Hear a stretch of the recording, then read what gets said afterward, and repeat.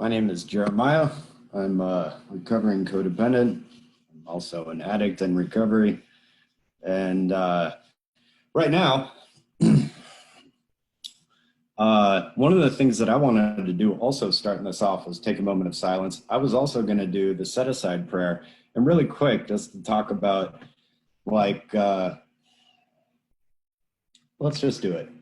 We're going to take a moment of silence. Let's all share in some deep breaths. And then I'm going to say my own version of the set-aside prayer. So.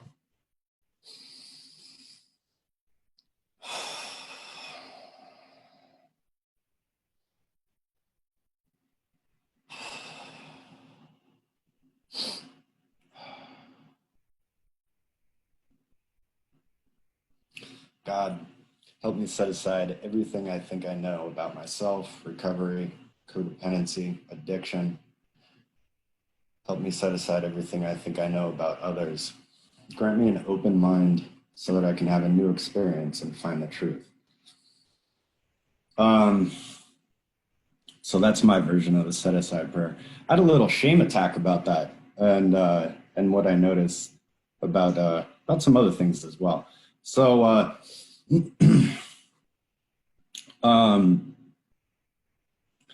have a lot of feeling some overwhelm, and then I feel like if I put focus on it, that's where all the attention will go, and that's where it'll grow.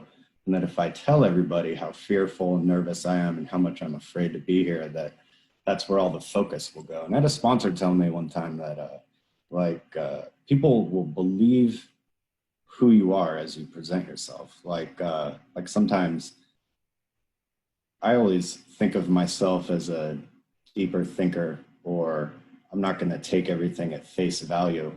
And in recent months, I've noticed myself kind of drifting away from that. And I think that there's several contributing factors to that. And I didn't get to take the time to kind of map this out, sit with myself and get centered and present the way that I would like to have. And what I notice about that is like more, there's a shame value around that. And there was a lot of like inadequacy and unworthiness that came up. There was a lot of unconscious feelings of that were very overwhelming. And like, there's something that I notice about self-will and how what this actually is, despite how, because all feelings are indicators, and that this experience that I've been having lately where I've not been giving myself enough time and attention, everything that comes up, all of the feelings surrounding it, the thoughts, the beliefs that become activated, the visceral and physical, sensations are all indicators, and they're all indicators that are guiding me in a certain direction. And growing up, there's a guy, his name,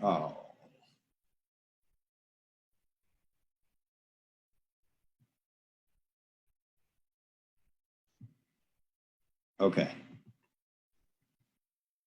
Now I'm back. There's a guy named Terry Gorski, and he talks about relationships and dysfunctional family systems, so on and so forth. And one of the things that he mentioned was that like a dysfunctional family can be kind of defined as producing a system that doesn't result in like the child growing up with major denial. And that was always very outstanding to me, because I grew up in what I think a lot of people thought that like I had a lot of stuff, like it was handed to me. And it wasn't that it was a bad life. It was a fairly good life. I think what ends up happening for people is that it's like you can't surrender a problem that you don't have, or can't fight an enemy that you can't see, and that the denial, has to be shattered or broken down over time, because it manifests itself in a certain way. And so wherever there's oppression or abandonment, like in the narcissistic wound to me is where all abandonment trauma occurs. So in our most formative developmental years, like if we're abandoned through the form of like neglect or abuse, you know, like my mom was really young when she had me. My mom was 16 and my dad was 22. And my mom told me that, you know, when she would, there was a lot of depression. There was definitely a lot of dysfunction, like not just in the family system, but also between her and my dad. And like, so when I was born, both my mom and my grandma told me that like, I was a really angry baby, that like I came out screaming, and that like when they put me on the gurney or whatever, like I was trying to push myself up, and that I was ultimately hard to pacify. And my mom told me that, you know, she would end up leaving me in the room because she would try to get me to calm down or whatever, and she just couldn't do it, and that she thought that her baby didn't love her. And what she would do would just leave me in the room and then go out and do, you know. And so there's like orangutans, I think they go like the full first year, like always being held and always being touched. And there's a lot of what's called the dose, dopamine, oxytocin, serotonin, and endorphins. And like, and a lot of this comes from bonding. These are all kind of bonding love chemicals. And when I look back on myself, and it took me a long time to learn about, you know, this kind of stuff and how it's manifested for me. And so when I think about that, like there's a lot of care, like with the orangutan, there's a lot of care taken with that young. There's a lot of nurturing. There's a lot of soothing in that secure attachment. And so when I look back on myself, I recognize that, you know, there wasn't a lot of secure attachment. You know, also what happened when I was younger was my dad, he told me, you know, that like he would just go berserk. Those were his words. I would just go berserk. And like, and he said it with a whole lot of like self-acceptance. And but like what that meant is because he was a shamer, a rager, and a beater. And like, so when you take, you know, like the nervous system of a toddler and then you beat the shit out of it, what do you think that's gonna like, ooh, I can feel the big charge around that. Like the result of that, like, and I know that there's probably been a lot of people that ended up having it worse than I had. And man, I feel so much charge around that. So ultimately what I ended up learning was like, adults are not safe. And that not only are they not gonna be there to nurture and protect you, but they're gonna attack you as well. And so what I found later in childhood is like, it was really easy for me to feel threatened. And I feel like there was something else I was gonna say there, but so fortunately for me, there was my grandparents, because we all lived with my mom's parents. And like, eventually, you know, like I had a sister as well, have a sister. And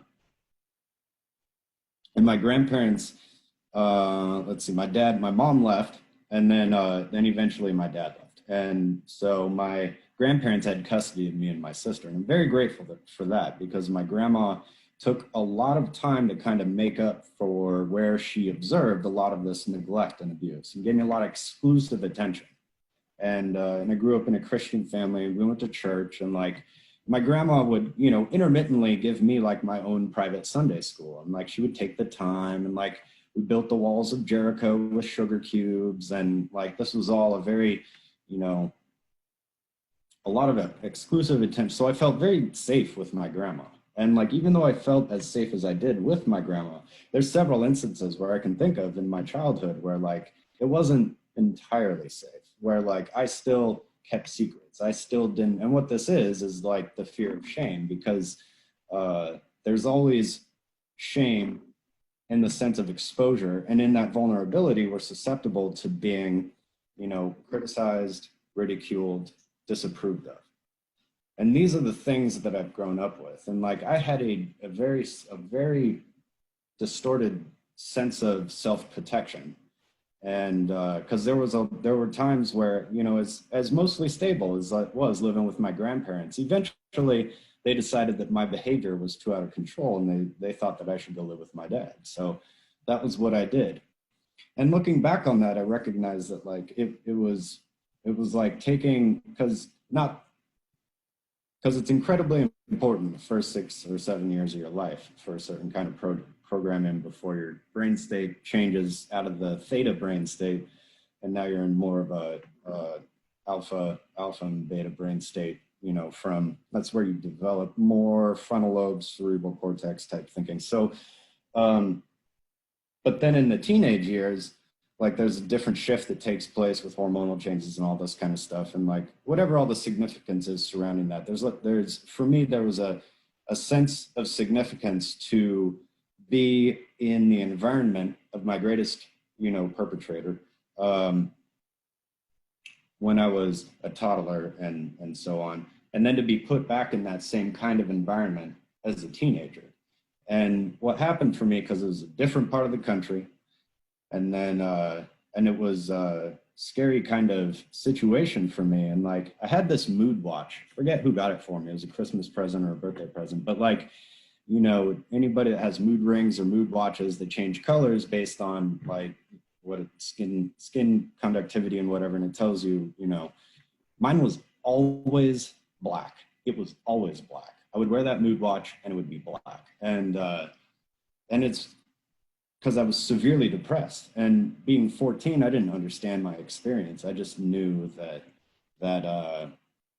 like I was very withdrawn, and my dad, he wasn't very engaging or very supportive, because like we're taking a guy that's been, you know, living his own life, not having his kids, not, you know, to all of a sudden having a teenager, and like he's used to living his life, just, you know, doing his hobbies and, you know, living his career and whatever. And so he wasn't very he was also very much about, it was all about, you know, looks and image and kind of want to say, you know, money or a certain amount of prestige, or that was my experience of it. That was my experience of it then, that there was a lot of superficiality and there was a lot of you know, we'll be accommodating and kind to the neighbors and the people we don't know. And this seems to be a theme among, like, I think people in recovery, is like that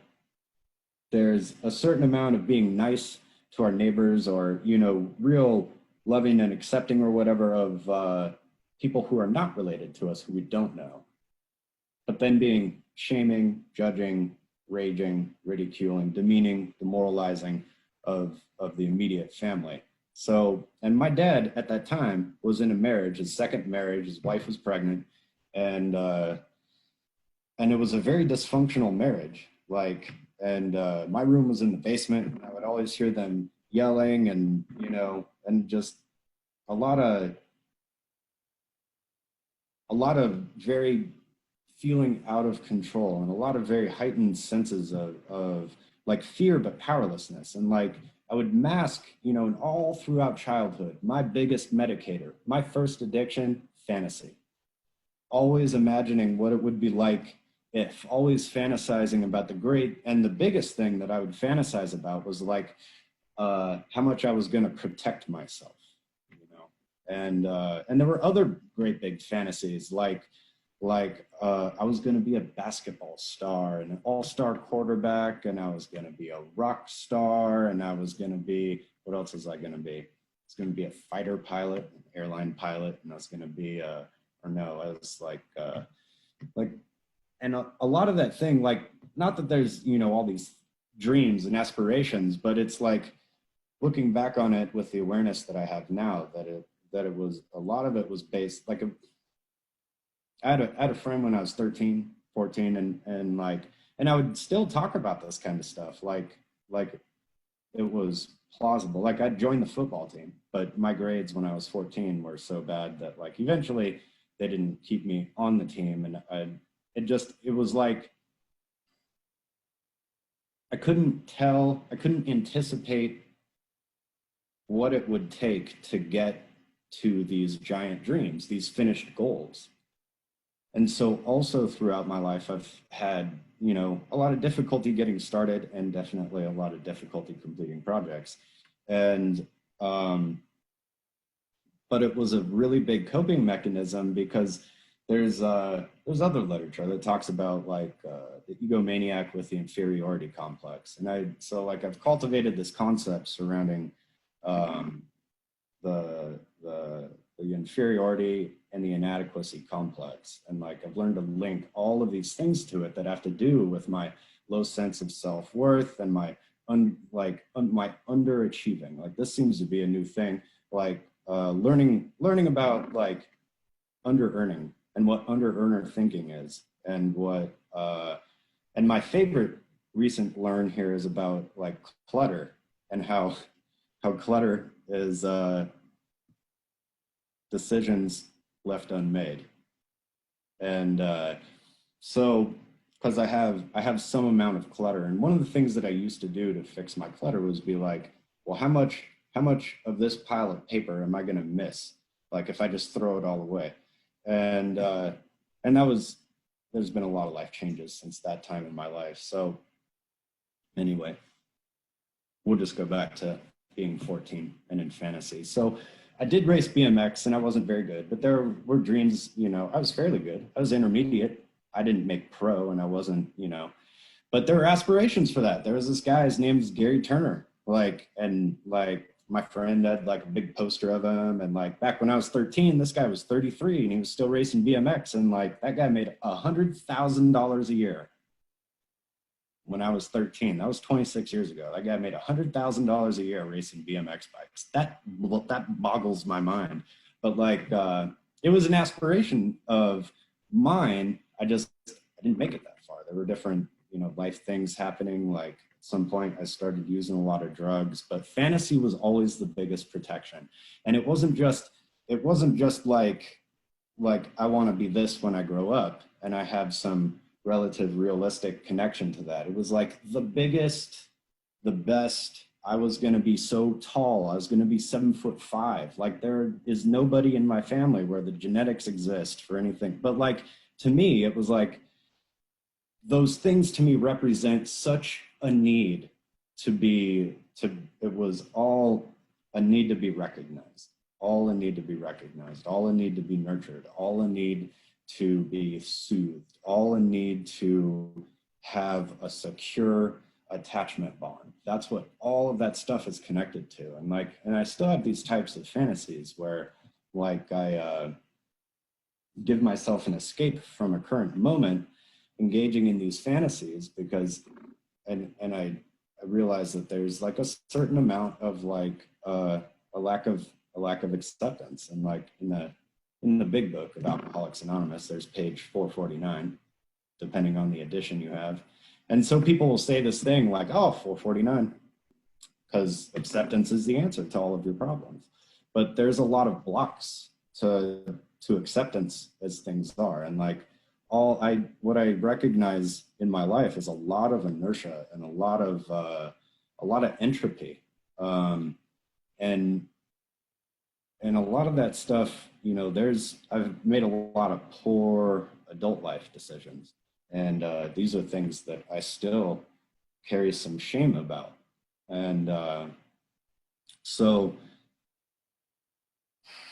going back to 14 and living with eventually my grandparents recognized that it wasn't the best environment for me to be in. So I moved back in with my grandparents from my dad's. And then, and it wasn't until that time that I actually started to use drugs. And like, I was really resistant towards it, you know, but I started using drugs. And so like a year later, like I got probably less than that. I got caught with a controlled substance on campus. So they expelled me. And then I went to go live with my dad again. And like, one of the greatest things that came from that for me was like being able to spend time with my other grandparents, because I actually spent like 5 months with my other grandparents. It was great being a 16-year-old that was on this vacation from what your 16-year-old's life is supposed to be like. And like, you know, being in Florida, and my grandpa was teaching me how to fly airplanes because he had an airplane out there.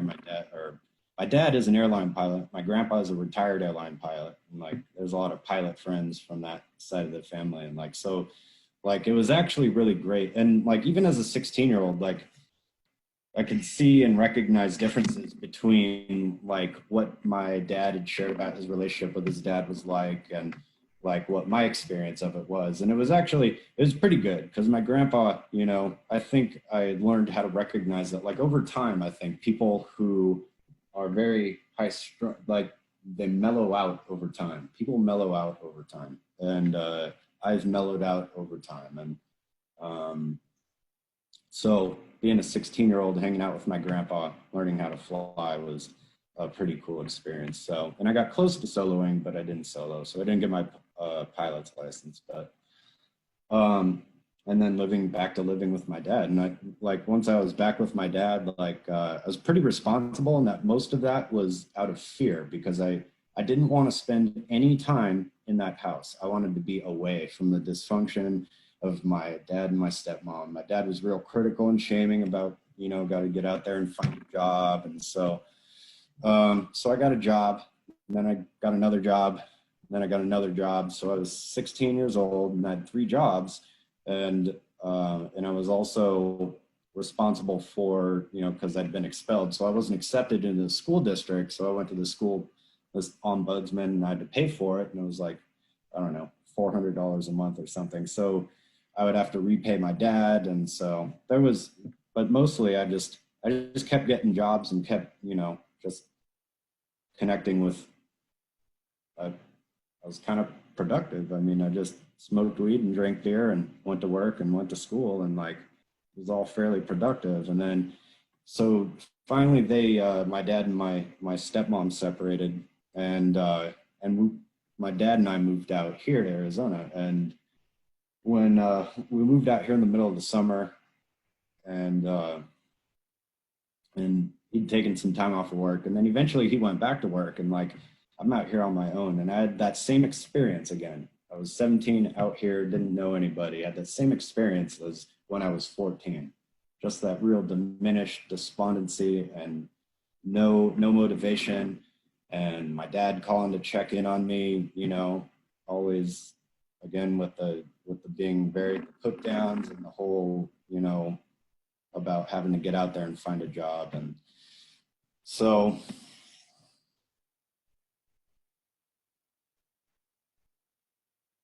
and it seemed like I was never to,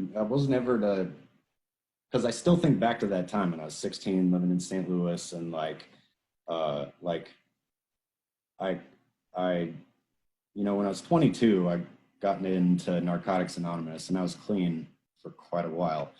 And looking back on my experience as a 16-year-old, because there's shame about a certain amount of underachieving and a lack of accomplishment and how I compare to others. And one of the things, there's this like 3-part system that happens in my head when I get into the comparative analysis, or the one downing. I think another term for it is like ladder thinking, where we're either up or we're down, and it's never quite equal, never quite with the equanimity. Like, I had about 9 years clean. And so when I was 31, I actually relapsed when I was 30, right before my 31st birthday. And it was also right before I was supposed to get 9 years clean. I didn't tell anybody that I was using. I continued to go to meetings and share in meetings and do step work with my sponsees and step work with my sponsor. I was just medicating my trauma is what I was doing. And, but I knew it wasn't going to last. And so once I came clean, I had this experience where I recognized how identified with my clean time I was. And that was a significant experience because I think that it says a lot about not quite knowing who I am, or having my whole sense of worth or value wrapped up in some type of thing or some type of idea or some type of entity. Because what I felt was this, and it was real brief. It didn't last long, but it was an incredibly significant experience. Because like, once I was a newcomer again, I felt equal to everybody.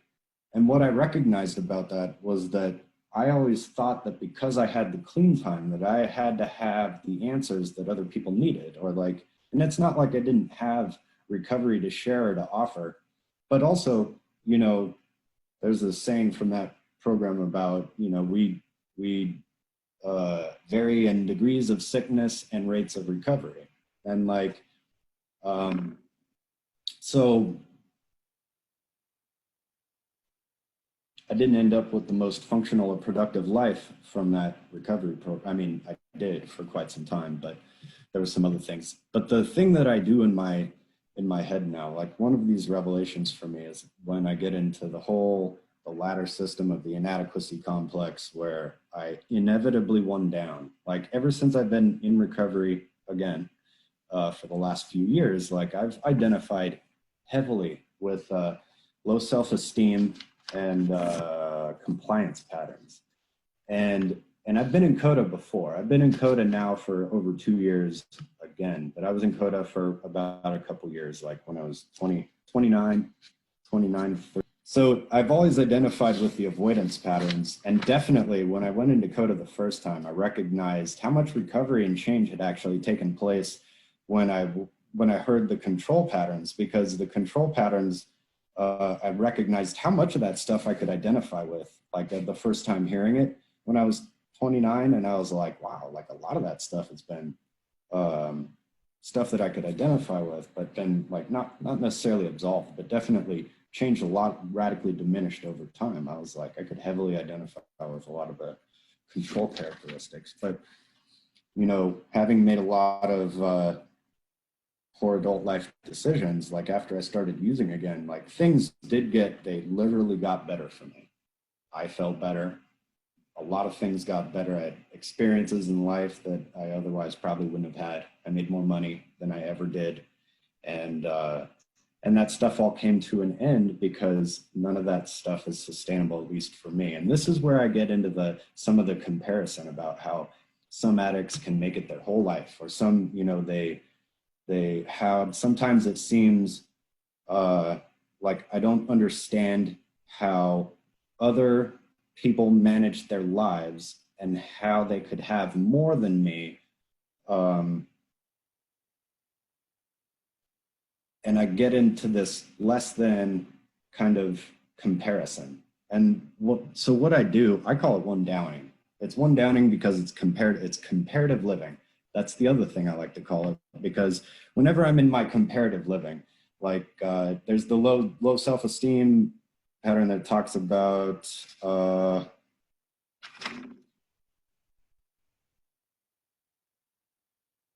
perceiving themselves as superior. And I've had resistance towards that one. I was like, but looking back on my life, like I've had a lot of this. This is part of the fantasy complex. The fantasy medication is like the being in superiority, this illusion of being so great. I was going to be the greatest, this or that, whatever I was going to be in my mind. And like, I had a sponsor that used to call it the magnificent magnifying mind. And it's, you know, it's this big thing that makes, you know, we talk about making mountains out of molehills. And so, but when I get into one downing and I'm comparing myself, and I'm, you know, comparing myself, usually, not always, but sometimes to somebody whose approval I really want or need. And then I get into the other living where I'm living my life now. Now I'm making decisions about how to behave and act so that I can, you know, gain their approval and acceptance. So that, because that's where I derive my sense of worth and value. So, and then, so I love it when Gina, well, so there's the one about valuing others' approval of others' thinking, you know, value others' approval of their thinking, feelings, and behavior over their own. And I get into that a lot. And there's a lot of biological effect that, like, you know, my drug of choice had.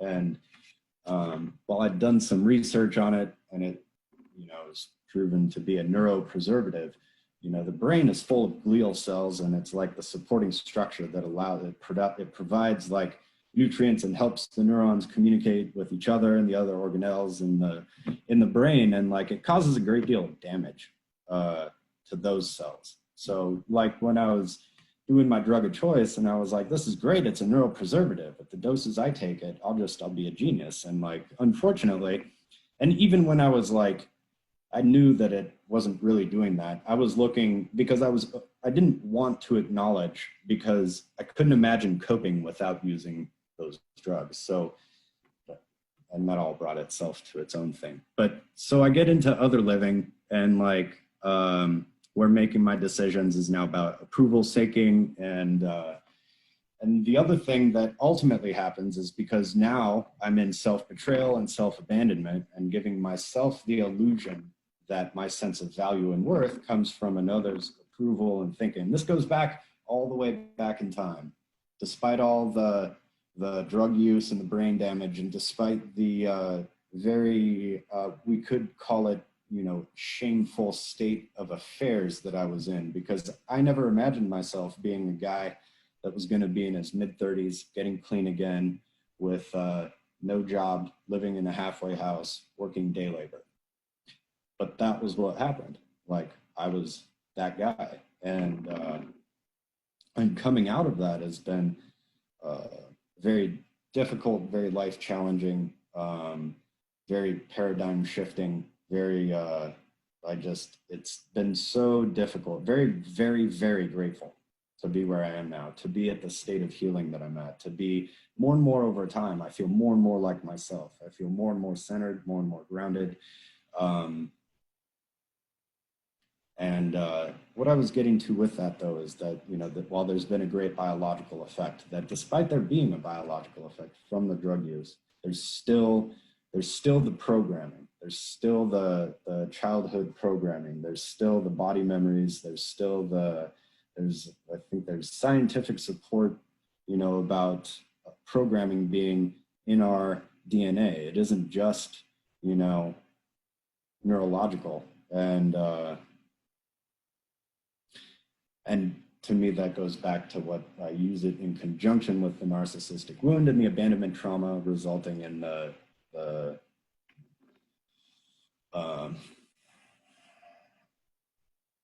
insecure attachment. So, and what I was looking for when I got clean, because it was like, even though I was clean, I was in a different state of consciousness. Like, my experience of consciousness was qualitatively different than like it was from the people around me. And I would talk about it, and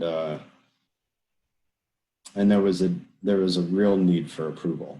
But I also had a lot of self-awareness, and I would be very mindful, and I would manage my behavior a lot. So there was a lot of like composing myself. And one of the things that ended up happening for me, like when I got into recovery again, was a very unhealthy attachment to a woman that was giving me a lot of time and attention. And she was drawn to me because she was in a place of vulnerability, and I was very safe and knowledgeable. And but I was also desperately single with very low self-esteem, and hadn't had like the pleasure of like all of the attention and connection that comes from, you know, getting well acquainted with somebody. Like there's something in the book Facing Love Addiction, and she talks about like the love fantasy for the male has to do with the female that offers that unconditional positive regard, and they're going to know all of the things that I need perfectly. And I was like, I could identify so well with it, because ever since I was like 11, I think, I would start fantasizing about like marriage and, you know, the ideal woman. There would always be this fantasy attached to it. And one of the things that was incredibly difficult for me was like telling girls that I was interested in them. And when I was 12, I had a super big, you know, crush obsession with this girl, Heather. And I worked up enough courage to like write her a Valentine. So I wrote her this Valentine, and then like I I stapled, this is actually pretty metaphorical actually. Like I stapled it, like I don't know if it was a heart, I don't remember what it was. It was a little card, but I stapled that thing like 37 times, like just all over it, stapling it shut. And I was like, isn't that, looking back on that experience, I was like, there's all the most heartfelt, all of the most heartfelt stuff was in there. And then it was just like, it was clamped in there. It was just all locked away. And I remember sitting there and seeing her pull it out of her desk, and she looked at it and she made this face. And I was like, you know, because to me, I guess I thought that, I don't know, it was all so fantasy based. I was like, yeah, you know, and then not like I knew what would happen, but it was as if like she was going to take it home and pull all the staples out. Like she was going to, you know, do all that work and then get into this Valentine and be like, oh, Jeremiah likes me. I like Jeremiah. And like, that's not what happened. So, but that was like, you know, kind of how a lot of it was like a lot of fear-based obsession. Like, I remember this kid, like when I was 15, there was some class I was in, there was a real tall, slender, attractive Mexican girl. And like, this guy would always flirt with her. And I always like watching him do it and how he did it. And then watching like how receptive to it she was, I almost felt this sense of permission that it was okay to act like that. And then, but it was amazing to me that like, that could be done, because to me that was still, even by 15, that was unfathomable to me to like go up to a girl that I liked and try to tell her that I liked her, because what that meant was that I created a fantasy and became incredibly attached to this outcome that I was way too insecure to be okay with whether or not something would work out. So to say or do anything, it was just so, I would get so amped up around it, and I would just be like really preoccupied with these, you know, these fantasies. And so it took a long time for me to learn how to feel safe, I guess. And even still learning how to be safe enough with myself to talk about how I feel and tell the truth about who I really am, and then to share that with all the people around me. And I would say that for myself, that I've become incredibly skilled at that. And like some of the things that I do still have trouble around, but not entirely, is like crying in front of other people. And I didn't necessarily have problems telling people that I had cried or that whatever. So I'm really thirsty.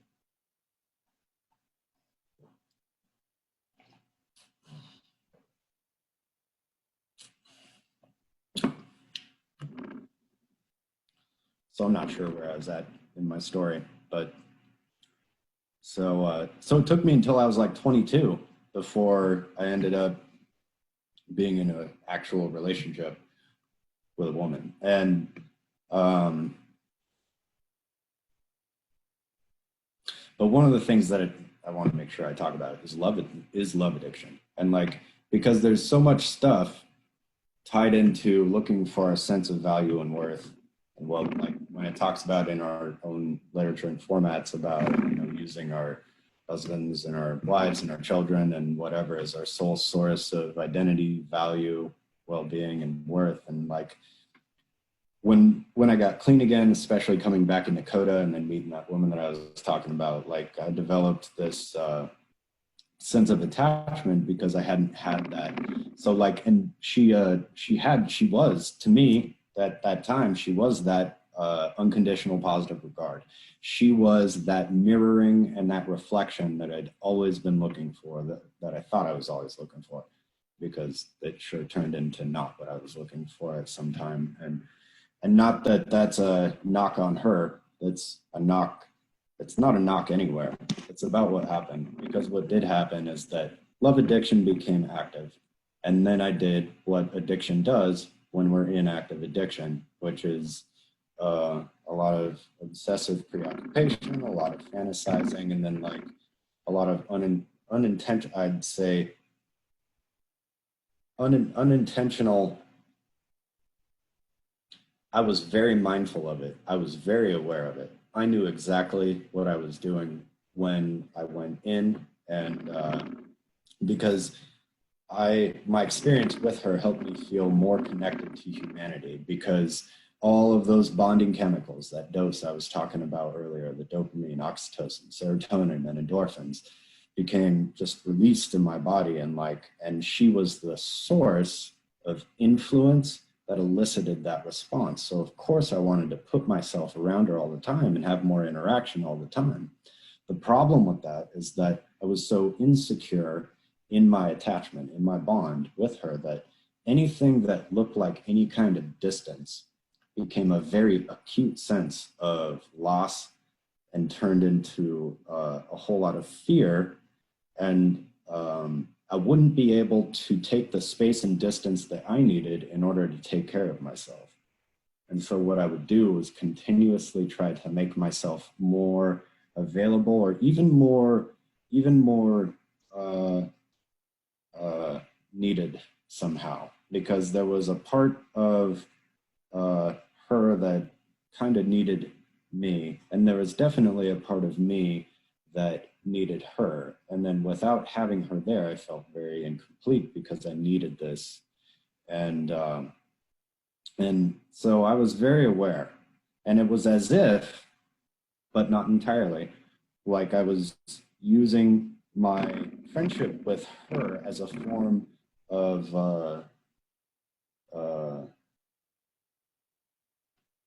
as a form of treatment. Because when I got clean again, I didn't go into treatment. I didn't take any medication. There was no, it was just, I was using drugs up until this day, and then I wasn't using drugs anymore. And after 4 years, you know, the body becomes very accustomed to, and it was a very traumatizing type of shift. So, but it was as if I was using her as my, withdrawal treatment. Like, there was a great connection to humanity. It was a very spiritual, moving experience, and there was a lot of aspects to it that, like, I'm kind of out of touch with now and don't know how to adequately, explain. But there was almost like a sense of, mysticism surrounding it. And over time, in order to avoid her disapproval or whatever it was, I would start retracting all these things about myself. And eventually I just gave up more and more of what integrity to my identity I had and what values and beliefs I had. I just compromised all of these things so that I wouldn't lose that connection. And ultimately what happened is that didn't work, and I lost that connection to her anyway. And it caused some damage for her, and it caused some damage for me, and it caused some damage. There's a lot to be said about it, because one thing that I got to learn a lot about was my sense of enmeshment, because there was a peer group that, was developing at that time. And so I was friends with these people, and, a lot of that shifted and changed over time, to where I became more and more a satellite to that system. And a lot of that was my own choice and decision to move away far enough, because the more that, this woman pulled herself back, the more I recognized that as an indicator from the universe that I needed to implement every single tool of recovery to accept that, so the more she pulled herself away, the more I pulled myself away, until reaching out to her just felt like chipping. It was just it was like going for crumbs. And eventually I just stopped reaching for the crumbs. And I spent months doing what was best for myself, which was spending a lot of time sitting with myself, giving myself a lot of time and reflection to get in touch with what I was feeling, and just experience my feelings and just have them, just be present with myself. Because ultimately, recovery. Jeremiah, that's 45. Okay. Probably a few more minutes. I don't know how much longer I can really go on for. So, Okay, I'll give you a notice at 10 more. okay. So, So what I had the opportunity to learn about at that time was how engrossed I was, how much enmeshment there was, not just with, you know, the object of the love addiction, and but the group as a whole. Like so much of my sense of value, worth, and well-being, like my soul, my source of identity, came from the reflection and the mirroring, and from the people in that group, and like.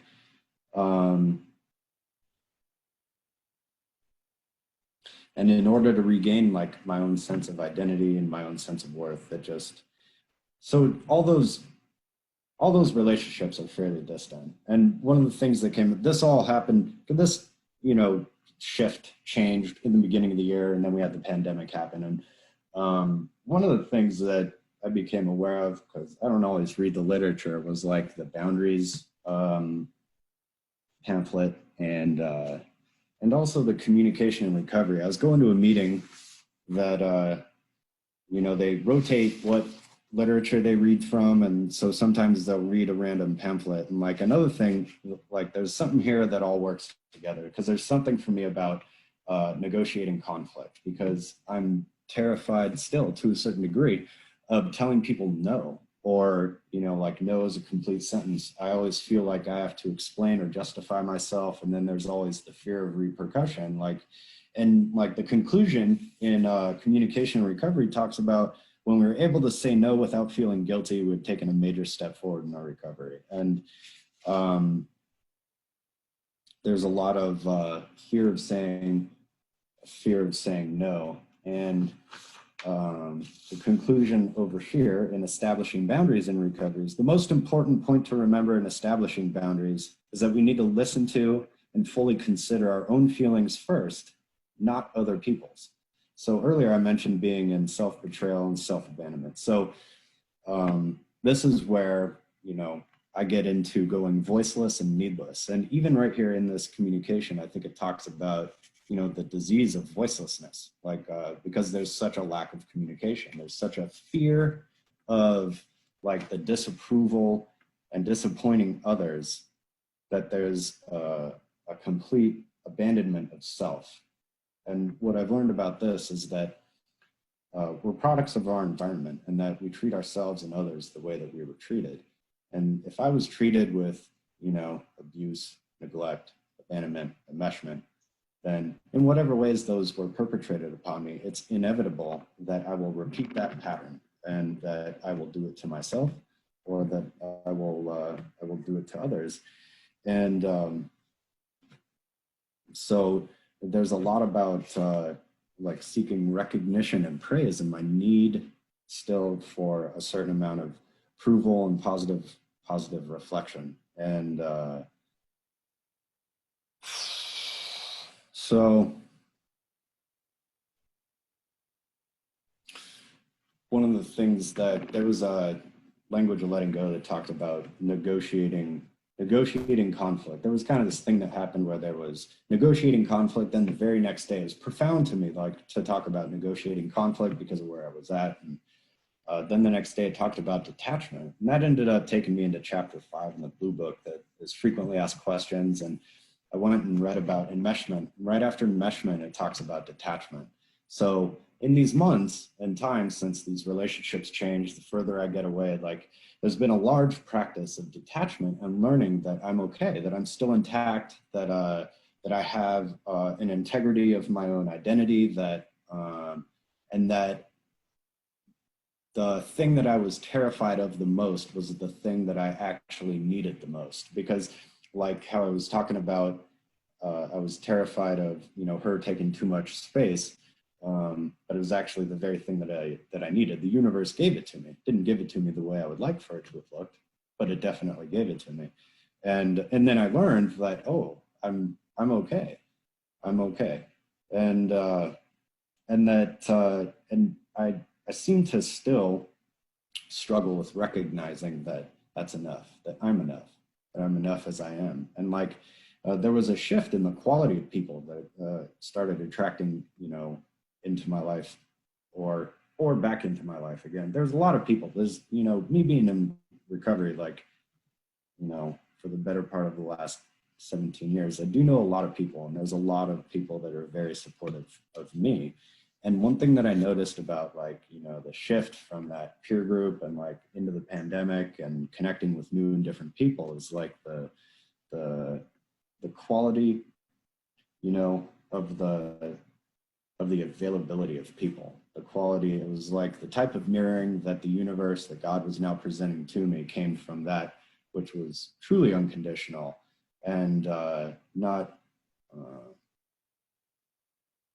just different people showing up that were a lot more supportive and a lot more able, equipped to provide me what I needed and what I was looking for in this group over here that didn't actually have it. And along with that, like I mentioned, like I regained my sense of identity and integrity. So now I'm on the fourth step, not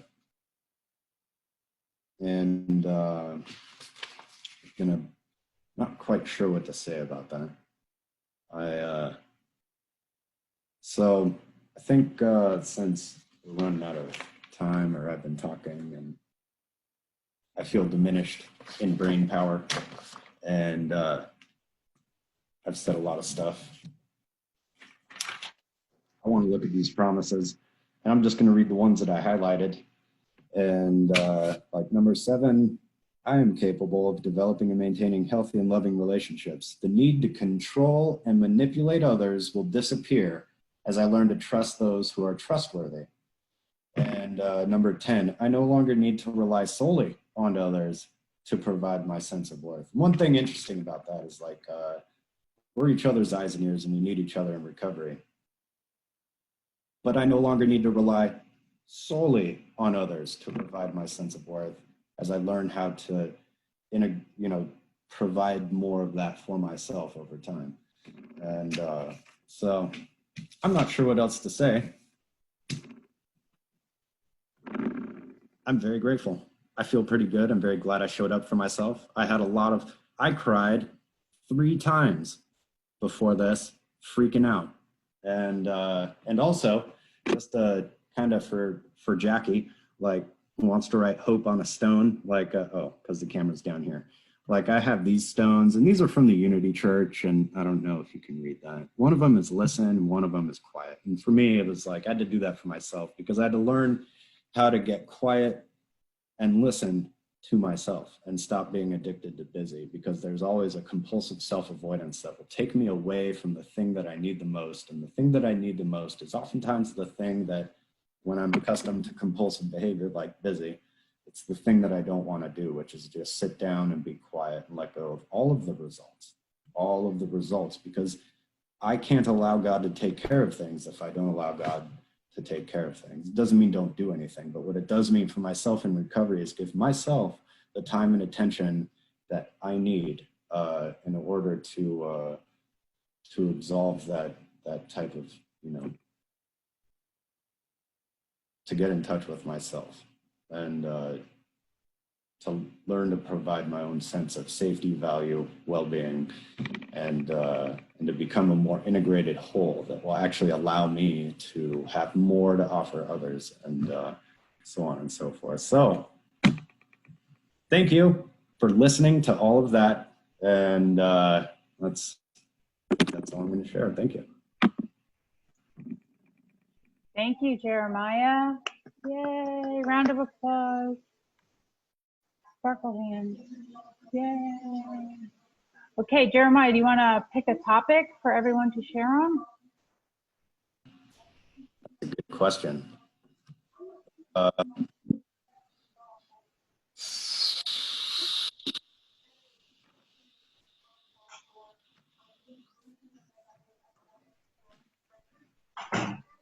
Am I drawing my attention upon God rather than upon the problem? That's the topic. That's what I would like. We could say things like, the topic would be like, how am I practicing in recovery? And this is mostly about how am I not beating myself up looking at everything